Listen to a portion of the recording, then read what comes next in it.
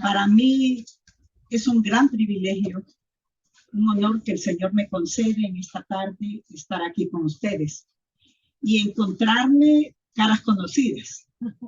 Allá miro a mi ex compañera de estudios en la escuela normal, mi compañera, la licenciada Anabel Agüero, ¿verdad?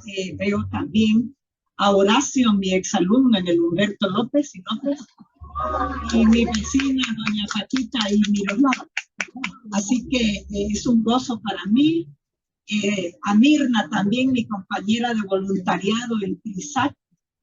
Es de gozo en realidad estar en esta tarde aquí para exponer, ¿verdad?, la palabra del Señor. He orado mucho tiempo desde que me contactó su pastor Julio para este tiempo, y le he pedido al Señor la dirección para que en realidad lo que vamos a hablar en esta tarde nos edifique mutuamente y nos ayude para que con fe, con esperanza, podamos nosotros aguardar las respuestas que nuestro Dios en su bondad tiene para cada uno de nosotros en nuestros tiempos de crisis. Vamos a entregar este tiempo en las manos del Señor.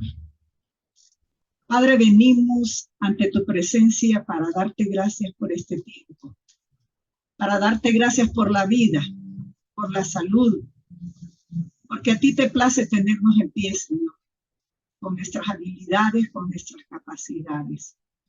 Queremos agradecerte por nuestras familias, por esta iglesia que se congrega en el nombre tuyo, Señor, para alabarte, para glorificarte y para estudiar tu palabra, Señor, para instruirnos en lo que tú quieres que sepamos acerca de ti. Gracias por habernos adoptado como tus hijos. Gracias por perdonar nuestros pecados y limpiarnos de toda maldad. Gracias, Señor, porque solo en ti podemos encontrar refugio y paz para nuestras preocupaciones. Y queremos que en esta tarde sea tu Espíritu Santo hablando a cada una de nosotros, Señor, poniendo en nuestros corazones y nuestras mentes las ideas, la confianza, la fe de que tú estás siempre con nosotros, independientemente, Señor, de nuestra situación. Así que te pedimos tu guianza y te pedimos tu ayuda para que esta meditación sea de provecho para todos y cada uno en esta tarde. Dándote las gracias en el nombre de Jesucristo. Amén. Bueno, quiero comenzar, si las hermanas que están con el data me permiten la primera parte. Quiero mencionar un ejemplo de una joven, María Teresa Perales, una española nacida en Zaragoza en el año 1975.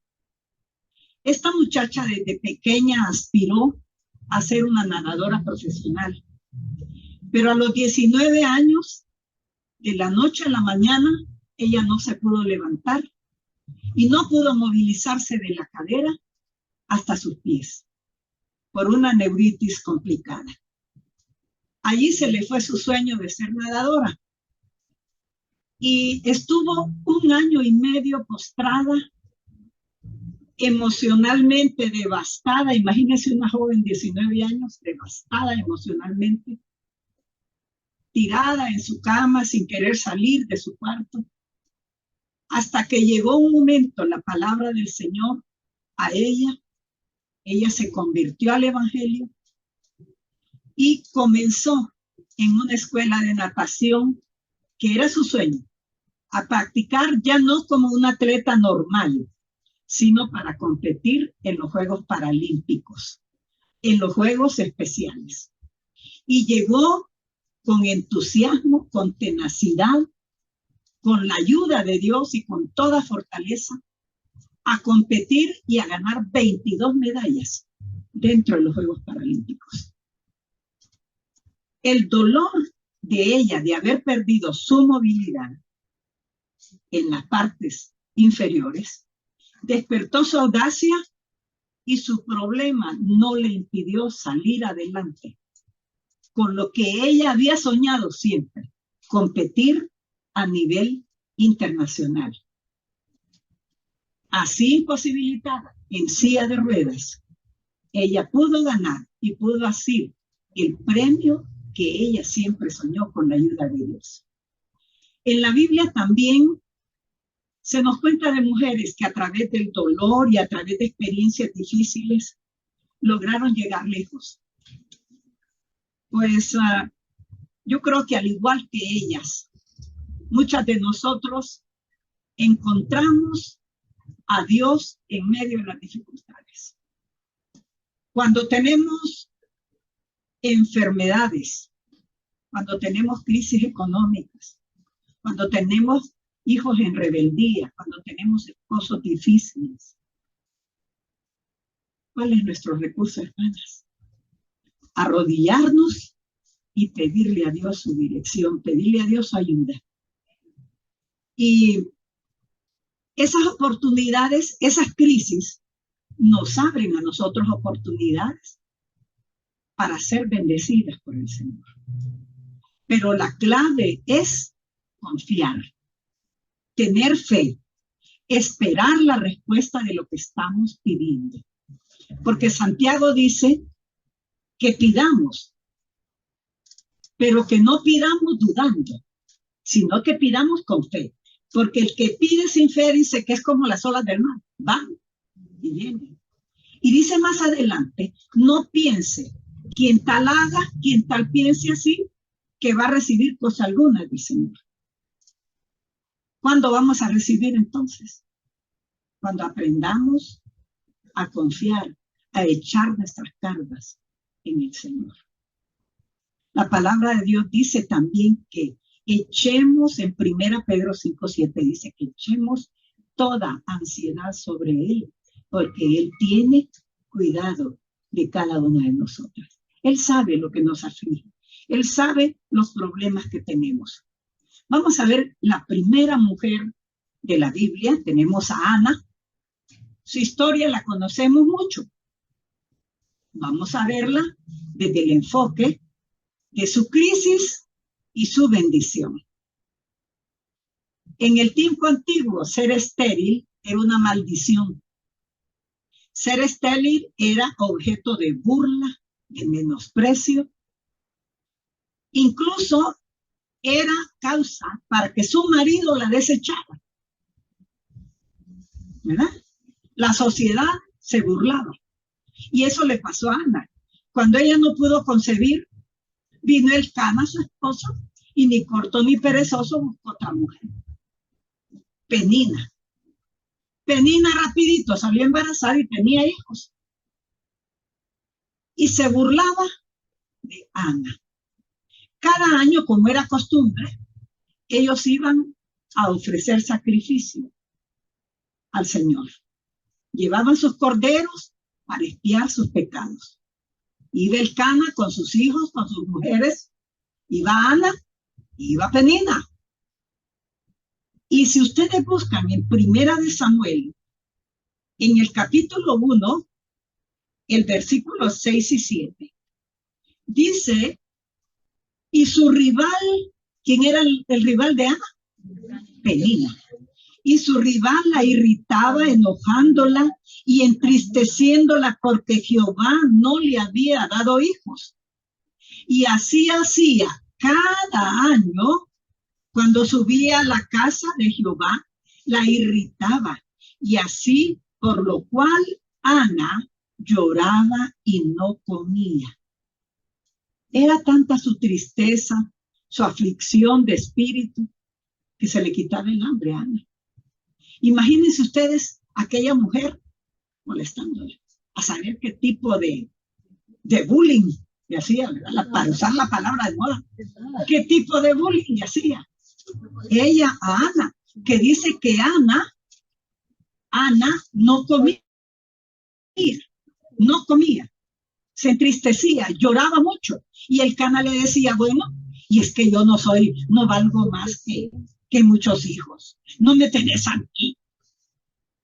Pero era a Elcana compartido con Penina.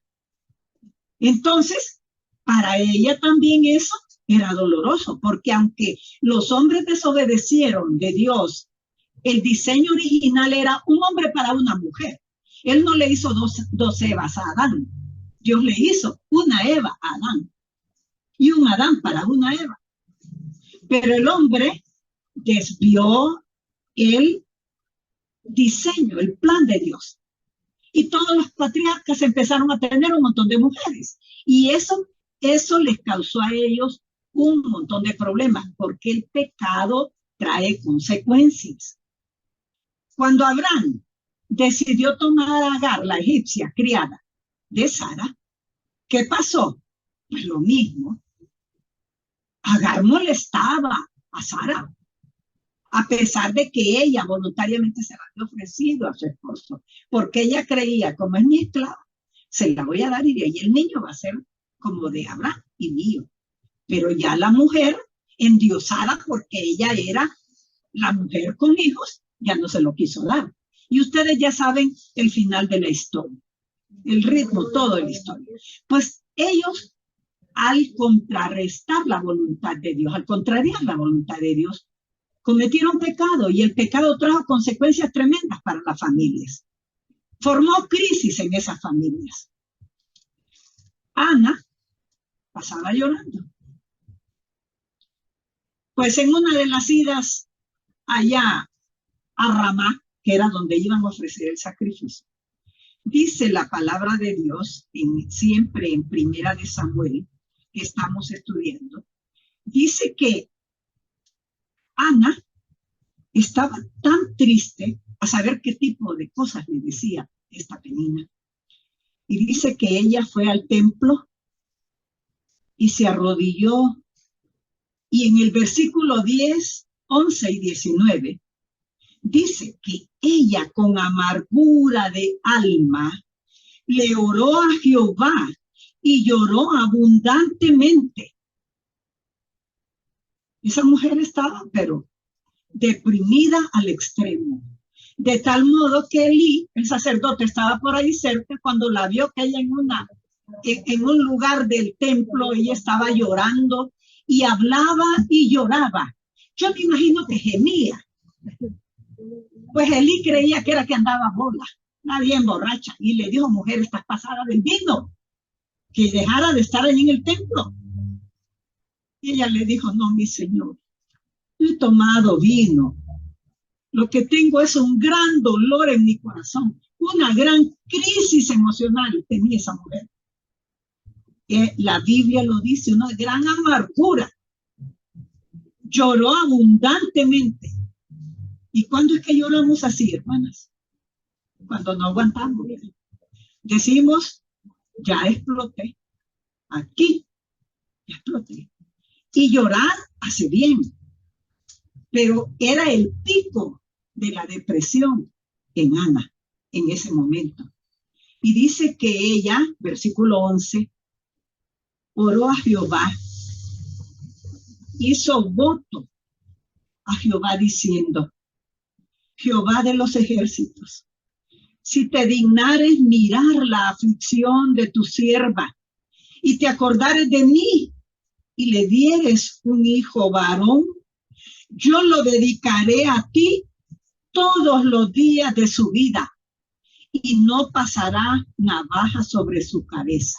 Ese era un voto nazareo. Era un voto de consagración total. Y ella, antes de tener su hijo, lo está ofreciendo totalmente a Dios. Es decir, imagínense ustedes, tener un hijo para entregarlo después. Dirán ustedes, eso no tiene lógica. La lógica era que ella se quedara viviendo, arrullando, disfrutando la compañía de su pequeño. Pero ella, en su angustia, en su crisis, va y lo ofrece a Dios. Dice, si tú me das, yo te lo voy a dar, pero dame el privilegio de ser mamá. Ya no quiero ser avergonzada. Ya no quiero ser molestada. Ya no quiero ser ofendida.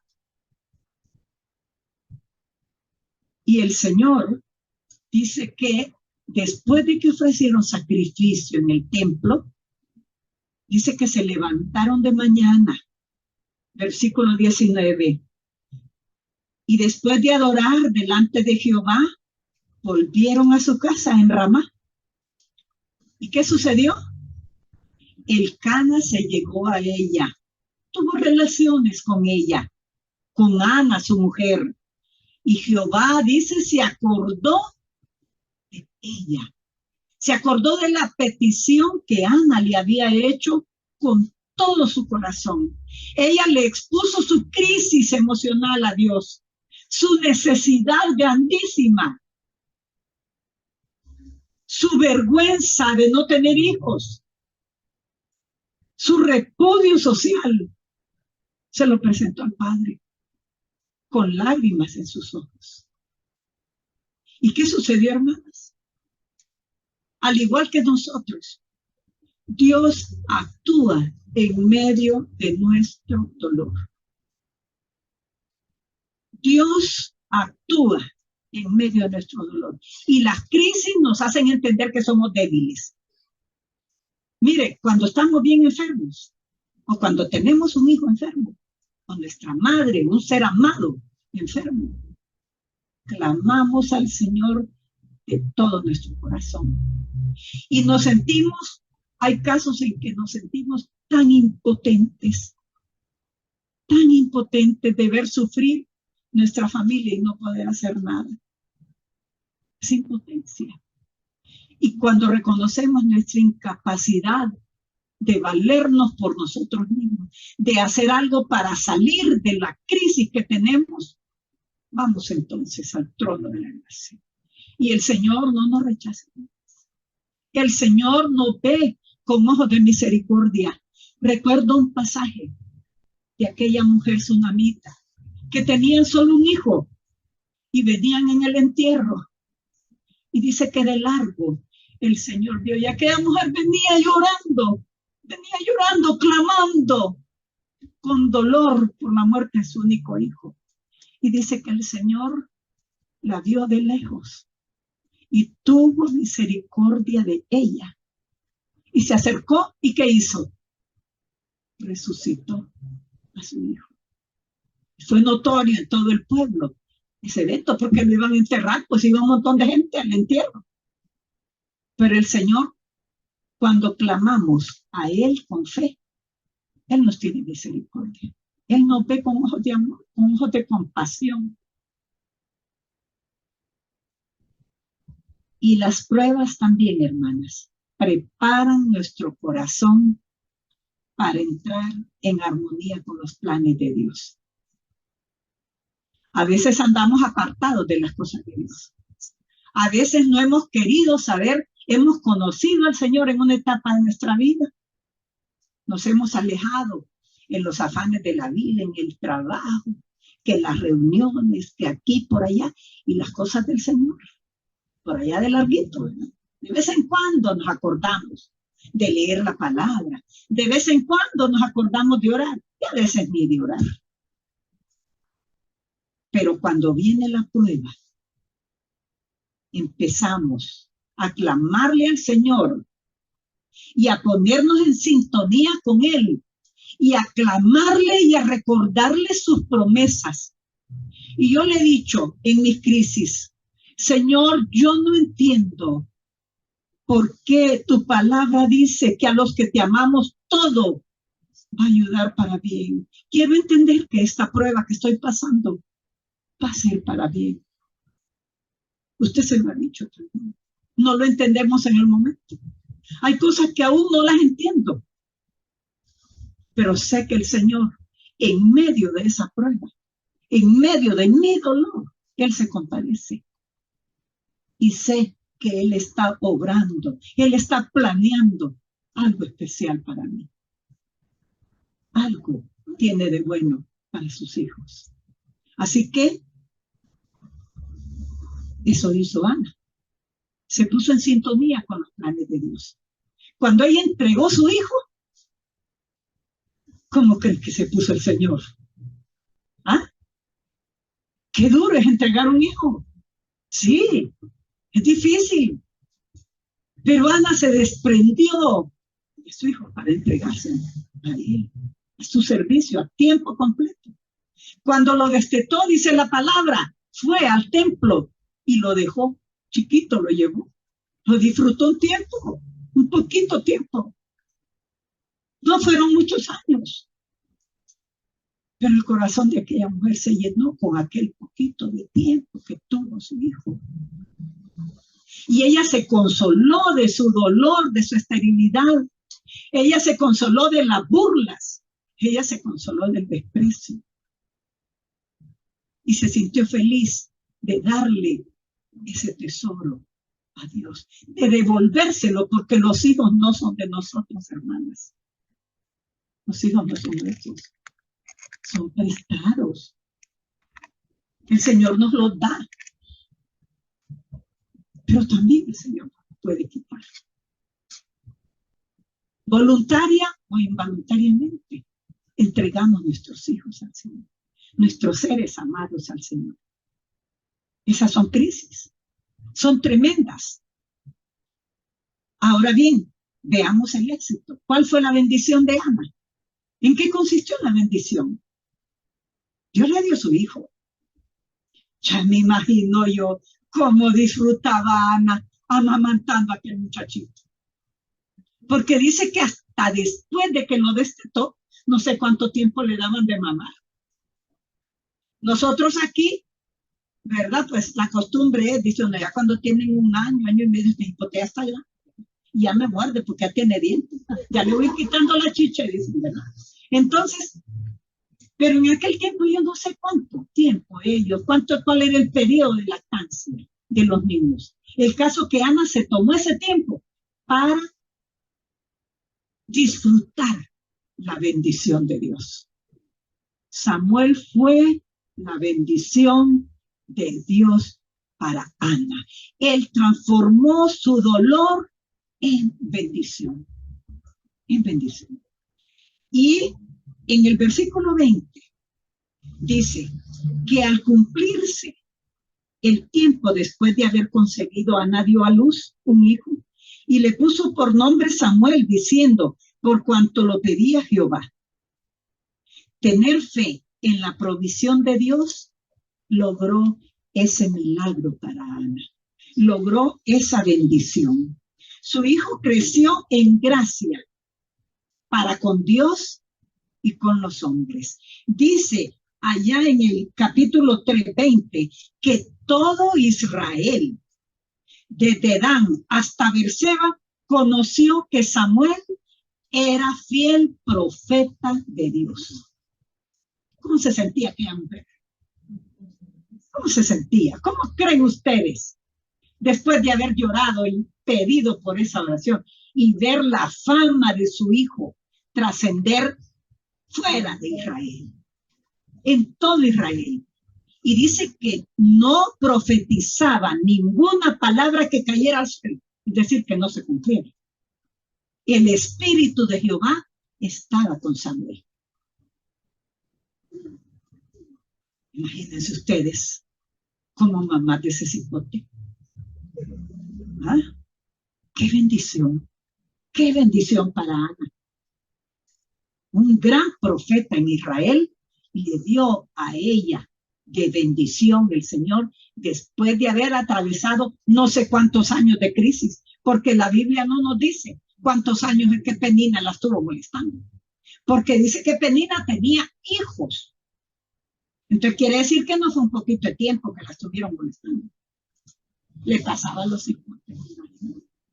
Cuando estaba panzón, a saber qué era lo que decía, que la hostigaba. Pero el Señor cambió su crisis en una gran bendición.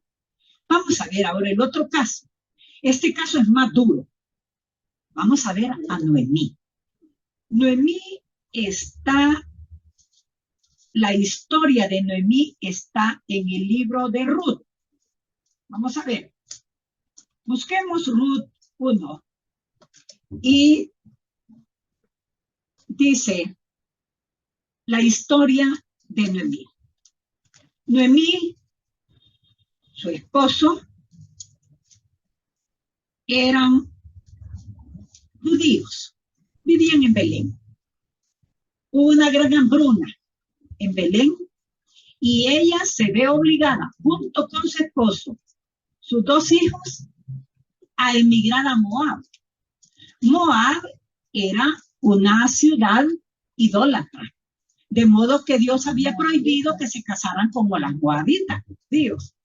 Pero imagínense cómo va la historia. Noemí se va con su esposo y con sus 2 muchachos, Malón y Kelión. Miren qué nombre más feo, pero eran los nombres judíos. Ahí está. Se va con Malón y con Kelión. Me imagino que eran jóvenes, ¿verdad? Se los llevan y allá se enamoran de 2 moabitas. Y se casan con las moabitas, porque estaban viviendo en la ciudad, porque allí en Moab había alimentos. Cuando se establecen, están un tiempo, se muere Elimelech, que era el esposo, y queda viuda. También el ser viuda entre los judíos y en esos pueblos de Oriente era una vergüenza, era un oprobio enviudar. De modo que algún familiar, hermano, primo, tío, tenía que redimir a la esposa, tenía que casarse, tomarla como esposa, para mantener el nombre del patriarcado. Acuérdense que eran sociedades patriarcales. Entonces, se casan, uno con Orfa y el otro con Ruth.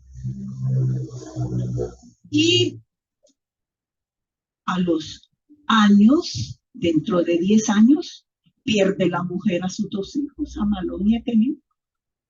Y se queda viuda y sin sus 2 hijos. ¿Quién la iba a sostener ahora? Si eran los hombres los encargados de trabajar, las mujeres a las que se les permitía ir a recoger con la venia, con el permiso del Señor, en los campos de trigo o cebada, había que tener permiso para ir a recoger. No era que se iba a ir a meter usted así nomás. Entonces, solo mujeres. Pero ya cuando esto sucede, ya en Belén hay noticias, ya empiezan, ya están las siembras, empieza la cosecha de trigo y de cebada. Y dice Noemí, yo me tengo que regresar a Belén. Y la amargura de Noemí, vamos a leer el versículo 20. Miren qué crisis de duelo tenía esta mujer. Y es que no fue cosa fácil. Yo perdí mi esposo y me costó superarlo. No he perdido hijos, gracias a Dios. Acabo de perder a mi madre y me está costando superarlo. Noemí pierde su esposo y sus 2 hijos. Y ella decide que regresan. Y cuando van para Belén, ella le dice a sus 2 nueras, ustedes son libres de quedarse aquí en Moab, porque yo ¿qué les puedo ofrecer?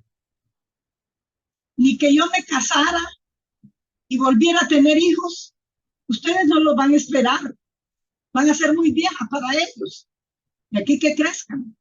Y yo tampoco ya no puedo concebir, ya estoy vieja. ¿Qué hombre me va a tomar a mí? Ya nadie se va a enamorar de mí. Entonces, quédense aquí y busquen con quién casarse. Pero una de las nueras, Ruth, le dijo, no, yo no te voy a dejar. Famoso el pasaje de esa nuera, esa fabulosa nuera, que le dijo, mire que cuando iba, el versículo 1:20, dice Noemí, no me llamen Noemí, sino Mara, porque en grande amargura me ha puesto el Todopoderoso. Otra amargura. ¿Quién tuvo amargura primero? Ana. Y esta dice, gran amargura, estos duelos son tan fuertes que yo no soporto este dolor. Yo me fui llena para Moab, pero ahora vengo vacía. Ya no me llamen Noemí, llámenme Mara. Amargura quiere decir Mara, amargada, amargura. Llámenme Mara. Dios me ha afligido, ha dado testimonio contra mí. Me fui llena y me envía con las manos vacías. Pero Jehová me ha vuelto con las manos vacías. ¿Por qué me llamáis Noemí? Ya que Jehová ha dado testimonio contra mí y el Todopoderoso, dice ella, me ha afligido. Hermanas, pongámonos en los zapatos de Noemí por un ratito. Ella venía con las manos vacías de todo. Cuando usted se va para otra parte, los que migran, por ejemplo, por necesidades de aquí, ellos esperan regresar, si se van a regresar con algo, ¿verdad? Pero no esperan regresar con las manos vacías de dinero, porque nadie les proveyó en los últimos tiempos. Ni regresan sin familia. Ellos quieren regresar con familia y con algo para venir a poner un negocio en la cara. Los que tienen esos planes. Y Noemí regresa con gran amargura, con un gran dolor en su corazón, con una crisis tremenda. Tremenda crisis, tremendo dolor. Pero Dios estaba preparando el corazón de Noemí y puso una excelente nuera con ella. Se regresa a Orfa, pero Noemí le dice, no me ruegues que me quede. No me ruegues que te deje, que te aparte de mí, porque donde quiera que tú fueres, iré yo. Donde quiera que vivas, viviré. Versículos 16 y 17. Donde tú murieres, moriré yo, y allí seré sepultada. Y me haga Jehová, y aún me añada, que solo la muerte hará separación entre nosotras dos. Miren qué compromiso de esta mujer. Y le dice, tu Dios será mi Dios. Una idólatra se está convirtiendo, está adorando al Yahvé, al gran yo soy, al Dios de la suegra, no al Dios de sus padres. Y ella le dice, yo voy a servir a tu Dios. Tu Dios va a ser mi Dios. Y en Belén comienza la siega. Y Noemí empieza a indagar ya cuando llegan ahí qué familiares pudieran casarse con su nuera, ¿verdad? Porque tenía que ser un pariente. Y entonces ella le aconseja, bueno, es tiempo de la siega, no tenemos comida, ve a recoger lo que van dejando caer los segadores, lo dejaban para los pobres, según la ley ahí en Levítico y en Deuteronomio. Y entonces ve a recoger, pero vas a ir a los campos de Booz. Booz es pariente de Elimelech, mi esposo. Pero hay otro pariente antes. Pero miren la astucia de la suegra. La suegra buscando redentor para su nuera. Le dice, te vas a ir en la noche, te vas a poner bien bonita, te vas a bañar y te vas a poner tus ungüentos y tus perfumes. Y sin que nadie te vea, cuando ya los hombres regresen de la siega, vas a entrar a donde están durmiendo los hombres. Allí ninguna mujer entraba. Pero mire qué atrevida la suegra. Manda a la nuera joven a dormir donde están los hombres. Y le dice, y te vas a ver dónde está vos. Y te vas a acostar a los pies de él. Pero y vos estabas bien dormido, roncando, ¿verdad? Cansado. Te vas a acostar a los pies de él. Y le vas a levantar. Le vas a destapar los pies. le vas a quitar la capa. Y ellos se rompaban con su capa, ¿verdad? Le vas a levantar la capa. Y él se despertó, pues. ¿Y qué está haciendo aquí esta mujer? Si aquí no tienen que haber mujeres. Platica, pero el hombre bien correcto le dice, hay otro familiar más cercano de Elimelech. Yo le voy a preguntar a él, si él no te redime, pues te voy a redimir yo, ¿verdad? Yo me voy a casar contigo, pero hay que consultar primero. Le hace la consulta al pariente y el pariente dice, no, yo ya tengo 3 esposas, no puedo agarrar a Ruth, no me puedo hacer cargo de otra. Porque el hombre estaba viendo que al hacerse cargo de Ruth se tenía que hacer cargo de la suegra. Es que ese era el asunto. Entonces, él no quería eso, echarse ese trompo, como decimos. Y entonces no acepta casarse con Ruth. Y como no aceptó, Boaz cumplió su palabra. Y entonces se casa con Ruth. Está Dios proveyendo óigame bien, ¿cómo se llama? Redentor. Tenía que redimir la viuda para que el nombre de su familia perdurara en Belén. Entonces Dios le provee el Redentor. En el capítulo 4, el versículo 13. Boaz, pues, tomó a Ruth, y ella fue su mujer, y se llegó a ella, y Jehová dio que concibiese y diese a luz un hijo. Casi el mismo versículo, ¿verdad? De Ana. ¿Ah? ¿Se fijan? Y el Cana se llevó a Ana. Y Dios se acordó de ella y concibió. ¿Y aquí qué dice? Vos se casa con Ruth, se llega a ella y Dios le da la bendición de concebir un hijo. Entonces, Dios no proveyó solo un redentor, proveyó un restaurador de la familia y proveyó un sustentador, porque de ahí en adelante esas mujeres no iban a pasar necesidades. Vos eres un hombre rico, vos tenías campos de cebada y era familia.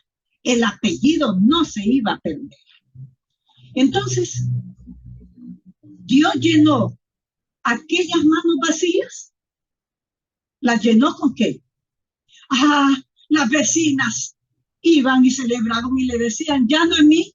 Vean ustedes en el capítulo último de Ruth siempre. Y las mujeres, óigame, las vecinas, dice que le dieron nombre las vecinas diciendo, le ha nacido un hijo a Noemí.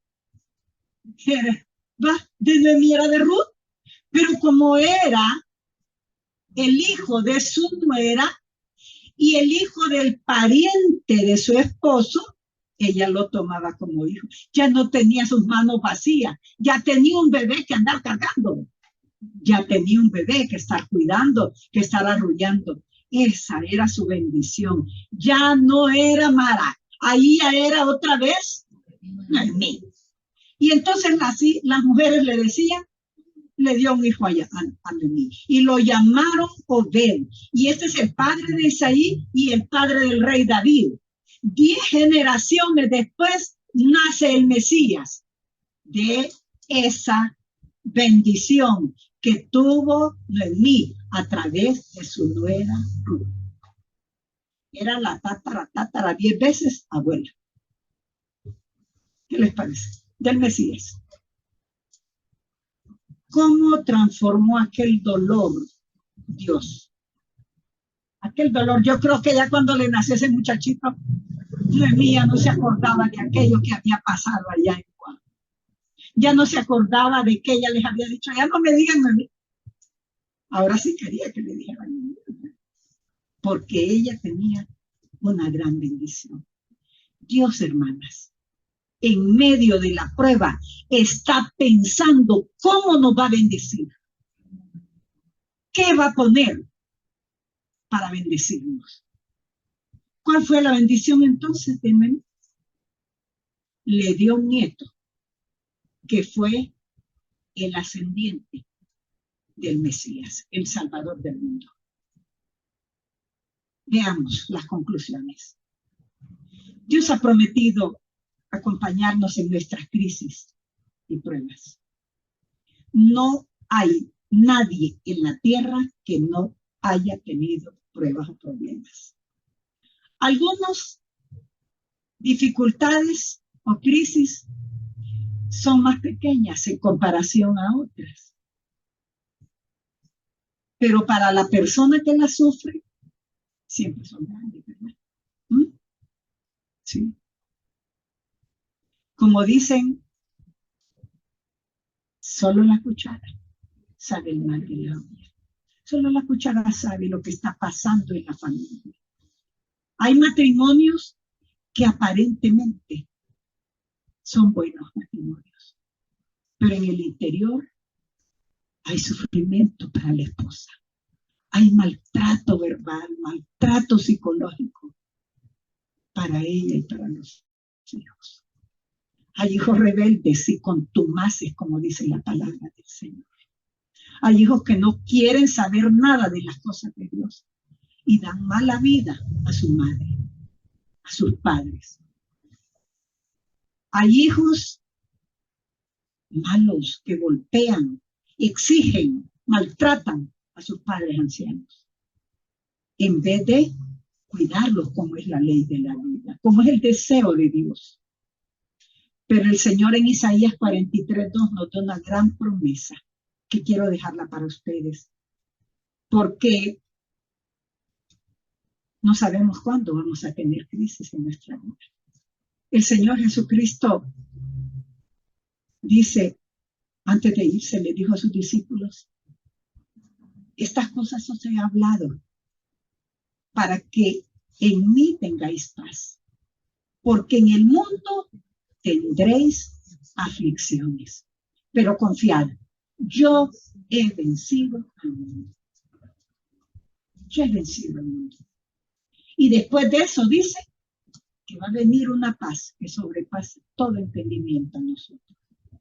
Ahora bien, Isaías 43:2 dice, cuando pases por las aguas, yo estaré contigo. Y si por los ríos, no te anegarás. ¿Qué aguas estamos pasando? Hay aguas bien tranquilitas, ¿verdad? Las pasamos, nos quitamos los zapatos, ahí vamos, resbalándonos en las piedras, pero vamos, ahí vamos. Y de repente salimos victoriosas al otro lado del río. Porque las aguas están mansas. Pero cuando dice que las aguas no te anegarán, esas ya no son mansas. Esas aguas están turbulentas, están bien fuertes y golpean y tienen remolinos. ¿Y sabe cuál es el objetivo del enemigo? Robarnos la paz, destruir nuestras familias, porque dice la palabra que el enemigo solo viene ¿a qué? A hurtar, a robar. ¿Y a qué? A destruir. ¿Y qué es lo que quiere destruir él? ¿Qué es lo que quiere destruir?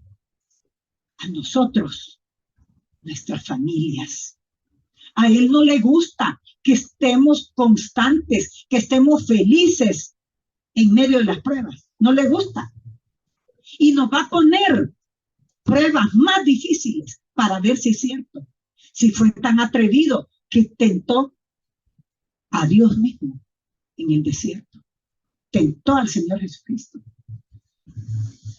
¿Cómo no nos va a tentar y no nos va a probar a nosotros? Pero por eso dice la palabra, si por los ríos, no te negarán. Va a querer tumbarnos, hermanas. Va a querer ahogarnos. Pero acuérdense cuando el Señor caminó sobre las aguas y Pedro junto a él quiso hacerlo. Mientras mantuvo su mirada en el Maestro, no se hundió. Se hundió hasta que miró el mar. Cuando nosotros miramos el problema y apartamos la vista de Dios, nos hundimos en la depresión, nos hundimos en la tristeza, nos hundimos en los problemas que tenemos. Y si está deprimido por deudas, más deudas le vienen, más deudas. Y si está triste por enfermedad, más enfermo se pone, porque dice la palabra que el corazón alegre es medicina para los huesos. Pero al decaído, ¿quién lo va a levantar? Dice Proverbios. Entonces, cuando nos deprimimos, que estamos en problemas, es trabajo del enemigo, porque estamos apartando la vista del Señor. Y en Hebreos dice, puesto los ojos en el autor y consumador de la fe, nuestro Señor Jesucristo. Así que, aunque tengamos pruebas, cuando pases por el fuego, dice, no te quemarás, ni la llama arderá en ti, porque yo Jehová, Dios tuyo, el Santo de Israel, soy tu Salvador. Y más adelante dice que no temamos, que Él nos toma con su mano derecha, con la mano fuerte de Él. Él nos va a sostener para que podamos salir. Ahora bien, Dios transforma nuestras crisis en oportunidades de bendición. A veces, hermanos, equivocadamente creemos que la bendición solo es bienes materiales. No, hermanos. La bendición es que usted tenga un hogar donde Cristo reine y haya felicidad. Donde Cristo reine y haya provisión para todas sus necesidades. Donde sus hijos estén en sujeción.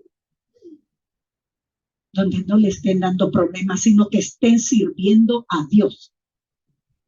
Ese es el mayor tesoro, la mayor bendición que Dios nos puede dar. ¿Y por qué no? También prosperidad material. Si el Señor es dueño del oro y la plata, y Él nos ha dicho que pidamos todo lo que necesitemos, y Él lo va a dar. Pero dice que no hemos recibido porque pedimos para deleites carnales. Pero yo a veces le digo, Señor, ¿y cómo he de pedir? No sé cómo pedirte esto. Y dice allá en Lucas que nosotros, ¿cómo hemos de orar? No lo sabemos.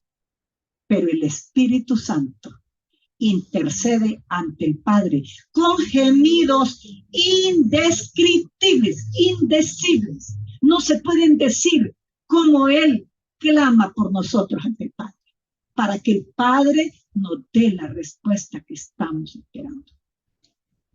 Así que Santiago 1:13 dice, ¿qué dice? ¿Usted no? Bienaventurado el varón que soporta la tentación, porque cuando haya resistido la prueba, recibirá la corona de vida que Dios ha prometido a los que le aman. Y en 1 Corintios 10:13, que es nuestro texto, lema, dice en la versión, le voy a leer la versión viviente. Dice, ustedes no han sufrido ninguna tentación que no sea común al género humano. Pero fiel es Dios y no permitirá que ustedes sean tentados más de lo que puedan aguantar. Más bien, cuando llegue la prueba, cuando tengan la tentación, Él le dará también una salida para que ustedes puedan resistir. Amén. Amén. Gloria a Dios por esta promesa. Dice, no han sufrido ninguna tentación que no sea común al género humano. Es decir, hoy me pasa a mí, mañana le pasa a usted. Pruebas comunes, enfermedad, muerte, problemas económicos, desempleo, son comunes, ¿verdad? Entonces, ¿está a cumplir esa promesa? No les ha sobrevenido nada que sea sobrenatural, pero fiel es Dios que nos va a dar la salida para que podamos estar fuertes, resistir ese tiempo de prueba. Yo no sé si en esta tarde hay personas que no conocen de Jesús. No sé si tenemos visitas que aún no hayan recibido al Señor en su corazón, pero que quieran experimentar esa seguridad que yo tengo ante una prueba y que estoy confiando que el Señor va a tener una respuesta para mí, para mi familia, y que aunque no mire en este momento yo el bien que esa prueba me va a dar, estoy confiando en Romanos 8:28 que dice, a los que le aman, a los que aman a Dios, todas las cosas, aún las difíciles, ayudan para bien. No sé si usted está pasando en este momento por alguna situación difícil, pero tenga fe que el Señor va a traer bendición a su vida. Después de una tormenta, viene la calma. Después de una tormenta, sale el arco iris. Y el arco iris es el pacto de Dios con el hombre, de no destruirnos. Entonces, la prueba no la va a destruir si usted confía con todo su corazón en el Señor.